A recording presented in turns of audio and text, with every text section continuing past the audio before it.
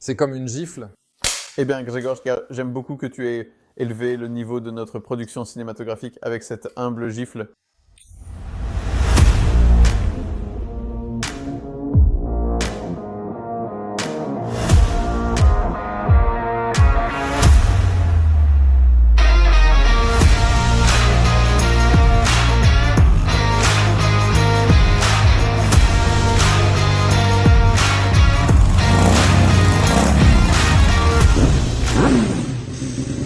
Salut, Salut.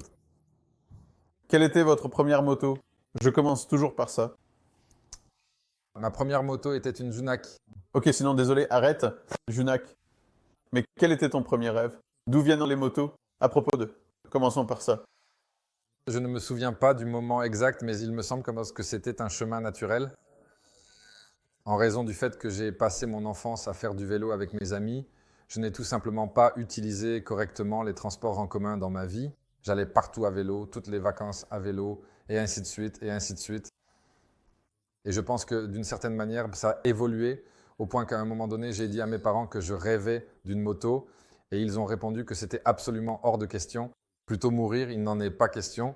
Donc avec l'argent de poche que j'avais économisé ici et là en tondant des pelouses et ainsi de suite, j'ai acheté en cachette, contre leur volonté, une Junak M10 avec un sidecar que je gardais secrètement chez un ami et sur laquelle je roulais. Malheureusement, sans permis de conduire, car j'avais alors moins de 16 ans, probablement dans le manteau de mon père, avec une écharpe et un drôle de casque dont je ne sais même pas d'où il venait. Donc c'était ma première moto. C'est incroyable à quel point les histoires de nombreux motards polonais se ressemblent et l'achat caché aux parents Oui, est roulé sans permis de conduire. J'estimerais qu'environ 30% des motards en Pologne ont un scénario très similaire, en fait, au nôtre. moi malheureusement, je n'ai passé le permis de conduire qu'il y a une douzaine d'années. C'est à ma sœur qui m'a motivé il y a 12 ans, que je salue chaleureusement, car c'est elle qui l'a passé la première. Je me suis dit, bah mince, moi aussi je devrais m'y mettre. Tu as déjà dit que c'était un Junak. C'était plus de la réparation que de la conduite, évidemment. Et quelle a été ta moto qui t'a permis de rouler? Rouler. Là encore, je voudrais remercier quelqu'un. Cette fois, je voudrais remercier ma fille Roja qui allait naître, enfin qui est née il y a plus de 9 ans. Et quand ma femme était enceinte, je me suis dit, mince, bientôt tout va tourner autour des enfants, etc. Alors je veux encore faire quelque chose pour moi, tant que j'ai encore un peu d'argent de côté et réaliser ce rêve d'enfant. Et j'achète une moto pour rouler au quotidien. Et alors, mon choix s'est tout naturellement porté sur la Triumph Bonneville, qui est pour moi une véritable icône intemporelle, un classique emblématique des motos européennes, un peu comme un Junak, mais justement avec une histoire et un prestige bien plus marqués. Mais qui fonctionne, qui ne fuit pas? Un peu moins capricieuse, voire même très fiable et d'une grande constance dans ses performances. D'accord, mais la passion, comme tu l'as dit, tu as réussi à l'assouvir. C'est-à-dire que tu avais l'argent pour cette moto, donc le travail. Tu n'étais pas au départ professionnellement lié aux motos. Tu viens du cinéma, n'est-ce pas? Oui, absolument. Je suis opérateur diplômé de l'école de cinéma de Łódź, ce qui fait de moi, en fin de compte, un esthète. J'ai aussi fait différentes autres choses liées aux arts visuels. Donc quand j'ai acheté cette moto et que ma mère est architecte et que mon père a toujours su créer toutes sortes de choses. D'ailleurs, il continue à faire de très belles choses en bois. Et cette moto ne ressemblait pas à ce que j'aurais voulu. Alors j'ai commencé à enlever tout ce que son précédent propriétaire allemand avait installé. Il y avait littéralement tout ce qu'on pouvait acheter comme accessoire dessus. Et à l'époque, personne en Pologne ne savait vraiment ce qu'était un calf racer, du moins parmi mes amis, c'était une nouveauté totale. Et quelque part, je regardais comment on pouvait transformer une moto de façon sympa, et j'ai commencé à le faire dans mon garage attenant à la maison. À l'époque, je travaillais sur mon premier long métrage, donc mon travail consistait principalement à rester devant l'ordinateur, à écrire le scénario ou à faire des pitchs, à participer à quelques réunions. Donc ce travail manuel dans le garage que l'on pouvait voir, qui était tangible, était vraiment différent. En plus, il y avait des étincelles et à la fin, on pouvait rouler avec cette moto. C'était vraiment une super échappatoire. Et donc j'ai construit cette moto de mes rêves et il s'est avéré que peu importe où je la garais, quand je revenais pour repartir, quelqu'un m'attendait et me demandait au minimum ce que c'était, d'où elle venait et ainsi de suite. L'autre moitié des gens qui attendaient voulaient justement me l'acheter. Je disais que je ne le vendrais pas parce que c'était celui de mes rêves. Mais l'hiver suivant arrivait Et un jour, je me suis dit, j'ai construit le mien, je vais finir par m'ennuyer. Et à un monsieur, j'ai dit, peut-être que je ne te vendrai pas celui-ci, mais je pourrais t'en construire un. Et puis, cela a déclenché une avalanche de demandes et la rumeur s'est répandue qu'une telle chose était possible ici, si bien qu'à un moment donné, je me suis dit, bon, peut-être que je ferai un grand film tous les quelques années, et entre-temps, c'est moto. Mais il s'est avéré que je n'étais capable de me consacrer à 100% ni à l'un ni à l'autre, et je me sentais mal à ce sujet. Donc j'ai déjà pas mal voyagé à travers le monde. J'ai découvert le milieu du show business, et j'ai pensé que peut-être justement un atelier, un lieu fixe où j'irais travailler chaque matin, ce serait quelque chose de sympa. Et effectivement, c'est quelque chose de sympa. Je suis content de ce choix. Je ne le regrette pas. Et d'ailleurs, il y a quelque chose de particulier. Ces passions s'accumulent. Au moment où nous terminons cette moto unique, eh bien, je photographie ces engins. J'aimerais aussi réaliser des productions un peu plus, enfin dans le sens cinématographique, plus scénarisées. Peut-être qu'un jour, avec le temps, cela arrivera. Mais justement, quand je peux photographier notre œuvre, ces deux grandes passions, pour ainsi dire, trouvent pleinement leur accomplissement. De quelle année date cet hiver dont tu as parlé? C'est à ce moment-là que tu as eu l'idée de construire une deuxième moto? Eh bien, cela devait être en l'an 2012, je crois. Donc à peu près 9 ans, et tout de suite une pièce unique. Au début, c'était toi, Grzegorz Skorczak, qui bricolait dans le garage. As-tu tout de suite eu l'idée que ce serait une pièce unique, un atelier, ou avais-tu déjà en tête la forme actuelle de l'endroit? Je ne me souviens plus exactement quand, ni combien de temps après, j'ai trouvé ce nom. Mais une fois que j'ai pris la décision de me lancer là-dedans, j'ai cherché un nom assez rapidement. Je pense justement que c'est en 2013 ou 2014 que ce nom est apparu. Depuis ce moment-là, nous fonctionnons sous ce nom. D'abord moi avec un ami, puis Cuba nous a rejoints. Lui savait souder à l'époque, alors que moi je ne savais pas encore. Et au fil des années, d'autres nous ont rejoints parce que quelque part, il y avait des motards, mais aussi ceux qui sont mécaniciens et dans notre cas, d'excellents métalloplasticiens. Ils ont commencé à se manifester d'eux-mêmes, disant qu'ils aimeraient co-créer ces machines avec nous. Donc en ce moment, depuis 3 ans, j'ai une équipe de rêve stable composée de mécaniciens et de métalloplasticiens vraiment remarquables et connus en Basse-Silésie. Donc maintenant, nous sommes déjà 7 personnes et franchement, j'ai une super équipe, vraiment géniale. Je ne suis peut-être pas un expert dans customs, mais forcément, je rencontre beaucoup de gens et j'ai remarqué qu'il y en a. Je ne sais pas s'il y a deux écoles, ou en tout cas pas vraiment des tendances, mais deux façons de construire, disons, un business autour des customs. Ce que je vois d'un côté, ce sont des personnes qui travaillent seules dans leur garage, qui font tout de A à Z, et ces projets s'étendent sur de très très très nombreuses années. Et ce que je vois ici, c'est une entreprise professionnelle, n'est-ce pas? Si je comprends bien, vous avez spécialement construit ce hall, c'est bien ça. À cette fin, il s'agit d'une équipe soudée de postes de travail. Ça ressemble vraiment à un business. Tu savais que ça allait ressembler à ça?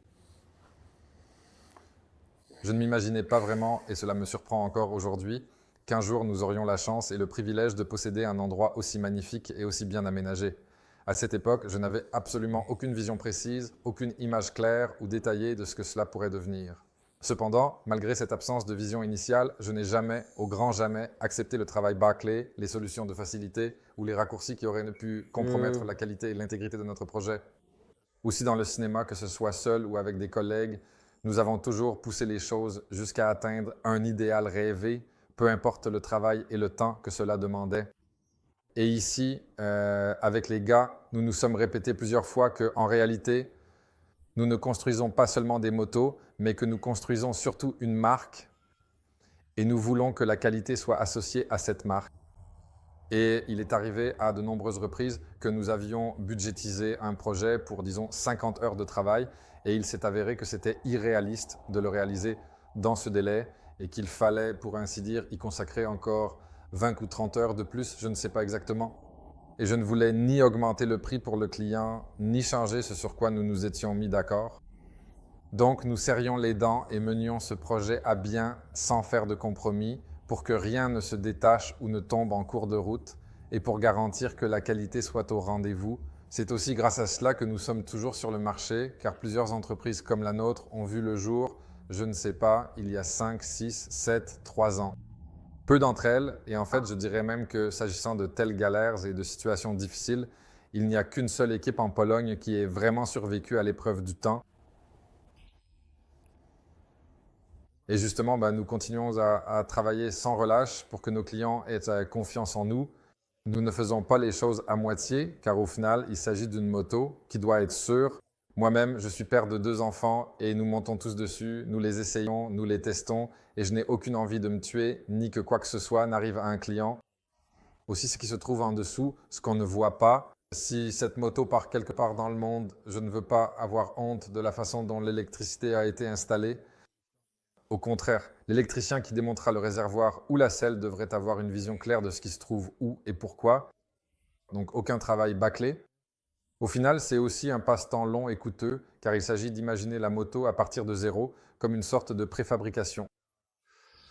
Ensuite, il faut corriger ses idées, chercher des solutions qui soient esthétiques, sûres, mais aussi pas excessivement chères, parce qu'en un sens, tout est possible. Disons que nous avons accès à des technologies dignes de la NASA, mais dans ce cas, cela devient vraiment hors de prix. Donc, nous cherchons un juste milieu et d'une certaine manière, nous y arrivons. L'industrie de la moto dans notre pays n'est pas des plus simples à cause de la saisonnalité, etc. Et à mon avis, d'après ce que je vois, le client polonais peut aussi se montrer très exigeant.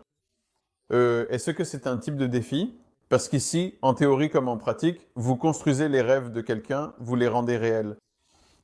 Nous savons que les gens peuvent être très exigeants dans un showroom où tu as en fait des produits standards. Ils peuvent être très pointilleux en ce qui concerne la configuration. Ici, il n'y a pas de limite en ce qui concerne la configuration, n'est-ce pas? Et la création. Quel est pour toi le plus grand défi en ce qui concerne le service client? Ou bien est-ce que les clients étrangers se révèlent être moins exigeants? Quelles sont tes observations après toutes ces années? Quel est le plus grand défi ici, dans un tel atelier? En effet, il y a des clients qui veulent que ce soit rapide, de qualité, rapide et pas cher, mais il est impossible de concilier tout cela.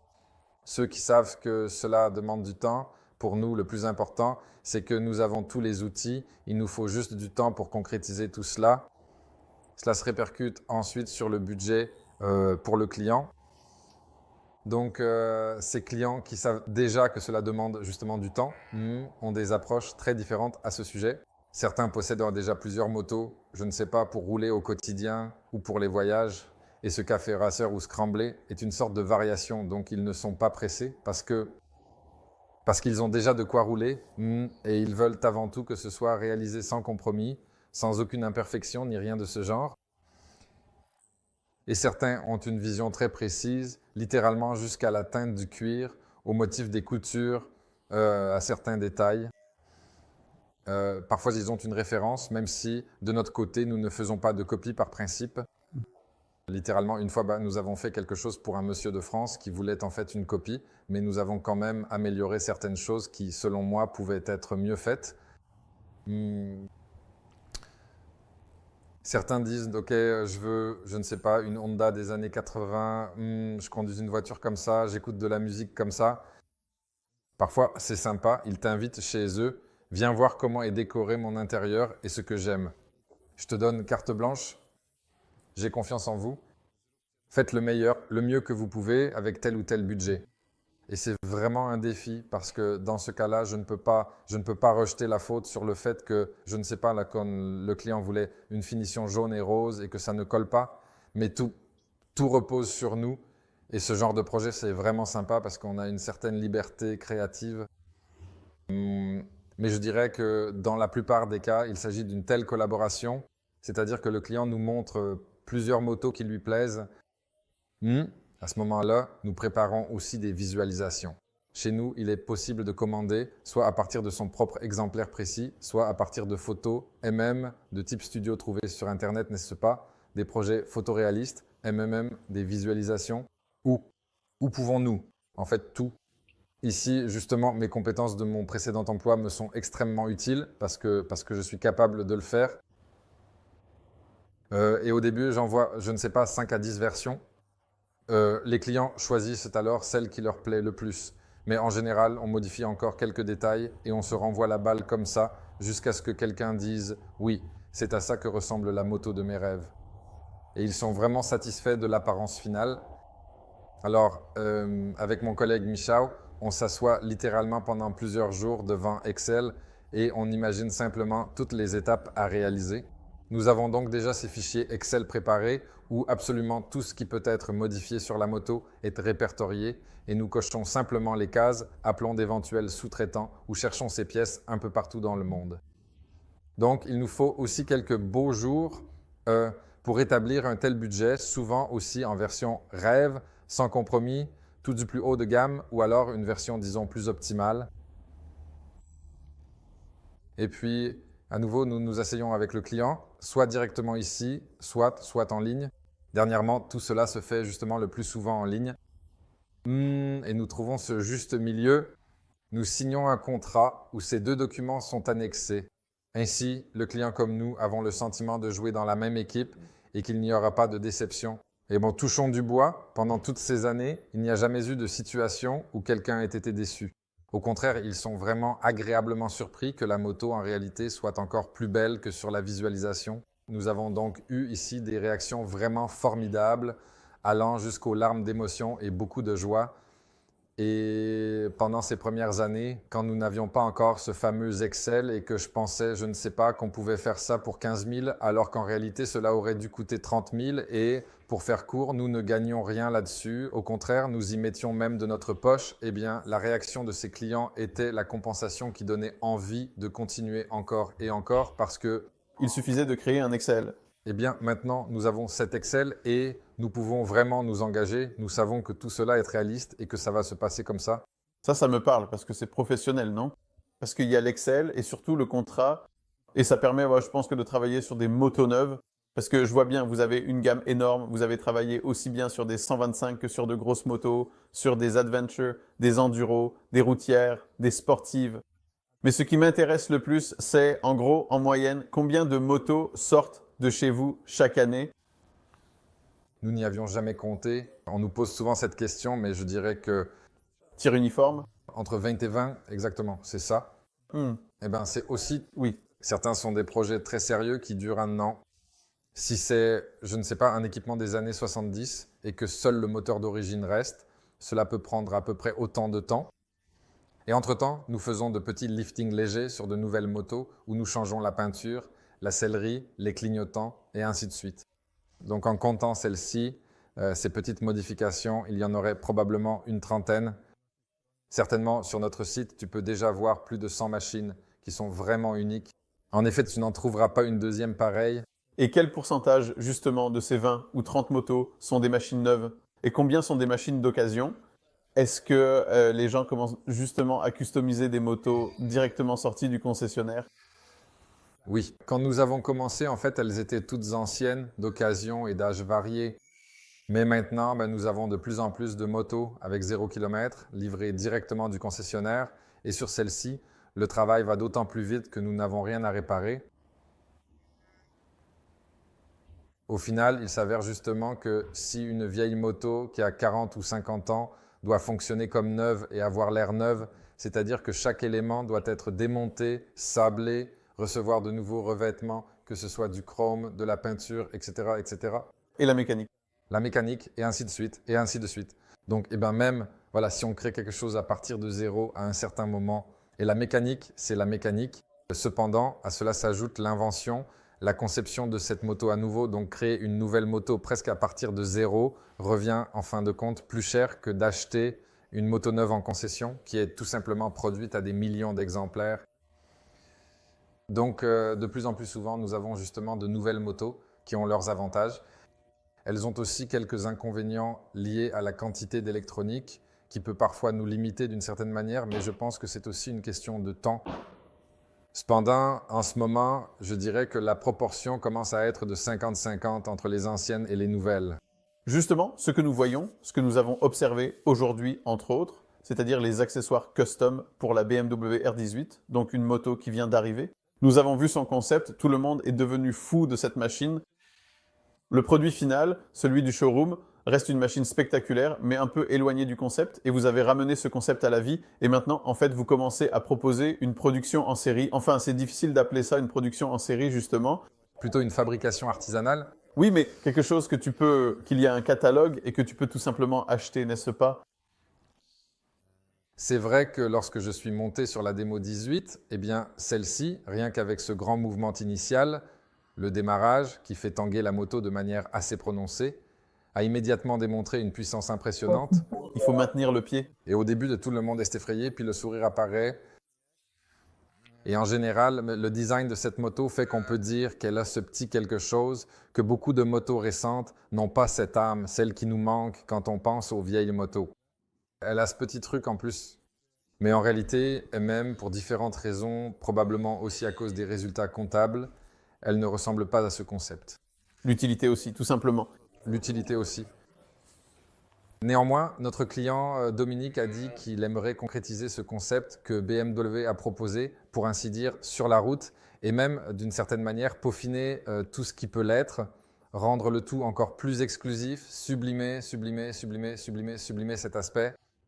En effet, nous avons réalisé, je pense, des silencieux très intéressants et particulièrement performants pour cette moto spécifique, qui peuvent être disponibles en une version chromée brillante ou en une finition céramique noire profonde. En bref, c'est une forme extrêmement complexe, donc pour notre métallier, un tel ensemble demande littéralement 100 heures de travail pour transformer une simple tôle plate en quelque chose qui, à partir d'une section ovale, devient un hexagone encore biseauté, et ainsi de suite, et ainsi de suite. Donc, toute personne qui travaille le métal sait que ce n'est pas une presse et un ruban. Ce n'est pas une presse et un ruban. Je comprends pourquoi toutes les autres entreprises de tuning fabriquent des silencieux de section circulaire, car c'est tout simplement 1000 fois plus facile. Cependant, mais ici, encore une fois, Dominique, le client, a été intransigeant et c'est aussi fantastique que parfois ces clients nous mettent au défi. Ils disent « Non, allons jusqu'au bout, faisons-le sans aucun compromis » et je lui en suis extrêmement reconnaissant. Nous avons également créé pour cette moto une selle de type bobber qui, par exemple, permet de régler l'angle et la distance par rapport au repose-pied. Personne d'autre sur le marché n'offre cela. Tout cela est conçu de manière à ce qu'il suffise simplement de dévisser l'original, de monter celui-ci. Le processus est réversible. Nous n'intervenons pas sur le cadre. Nous avons aussi un support de plaque latérale qui, selon moi, est également plus esthétique et cohérent avec toute la ligne, un peu dans un style art nouveau. Donc ici, on en conclut que ce sont des accessoires uniques. Parce que là, la moto aura déjà des accessoires uniques et elle ne sera plus unique puisque tu pourrais croiser 3 motos comme ça, non? En théorie.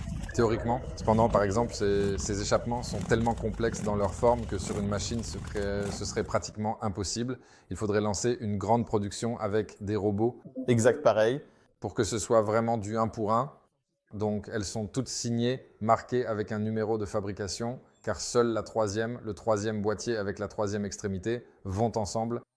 C'est pourquoi ces ensembles sont justement numérotés. Et c'est bien notre intention que finalement personne ne rencontre jamais une moto exactement identique à la toute première que nous avons fabriquée. D'ailleurs, Dominique, par exemple, a une belle particularité sur son moteur, un code-barre de produit qui lui est cher, à lui et à son entreprise, et rien que cela définit déjà la sienne comme unique. Cependant, il y a encore tellement de possibilités de variations et tellement d'options que je ne pense pas que jamais tu rencontreras 2 machines identiques.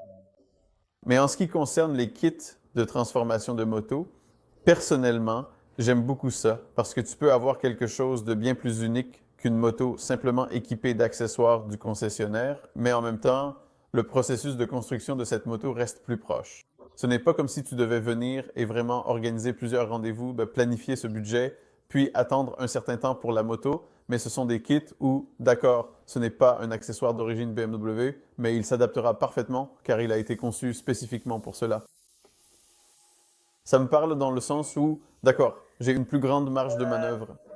Et combien de ces kits ai-je même mentionné sur la fiche du G310R? Vous avez même créé des kits pour de telles motos. Ici, justement, nous avons eu l'idée de créer ce kit. Cependant, il s'est avéré que, encore une fois, nous avons conçu une forme tellement extravagante que la fabrication de cet ensemble de 2 silencieux suspendus sous la queue et de tout le collecteur coûte la moitié du prix de la moto. Donc, nous avons fait ce prototype et plus jamais aucun. Vous vous êtes emballé? Oui. Cependant, ici, la proportion de ce kit par rapport au prix de la moto est complètement différente. Eh bien, je dirais que c'est une sorte de bijou pour cette moto.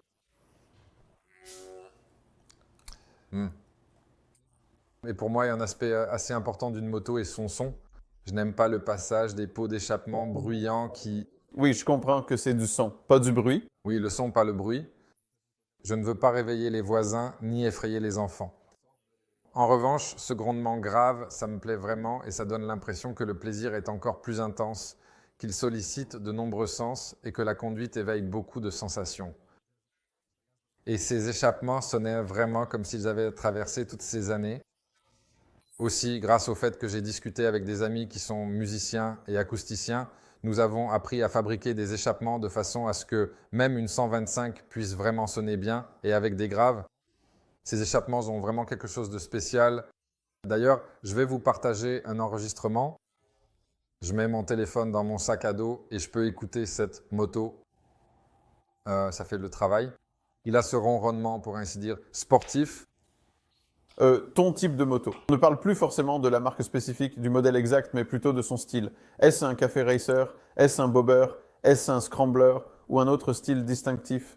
Quel est le tien? Euh, je suis généralement minimaliste, donc moins j'utilise ce vélo, mieux c'est pour moi. Hachoir. Je ne pars pas non plus en tournée. J'aime vraiment conduire en ville et me déplacer rapidement. À une époque, Wrocław était terriblement embouteillé et c'était l'une des raisons pour lesquelles j'ai acheté une moto. Donc pratiquement parlant, un guidon étroit, pas de carénage. Donc même à 140, tu sens vraiment le vent et tu n'as pas besoin d'aller beaucoup plus vite. En revanche, j'aime accélérer de façon dynamique et freiner de façon dynamique. Donc j'aimerais qu'il freine bien. Il doit susciter des émotions, donc c'est aussi le cas que quand tu montes sur cette vieille machine qui n'a peut-être pas autant de puissance, ni d'aussi bons freins, justement, mais tu sais, il n'y a pas d'ABS ni d'autres systèmes, donc la conduite est plus dangereuse, alors ces émotions apparaissent aussi. Les vibrations, tout est plus brut, donc j'aime cette authenticité.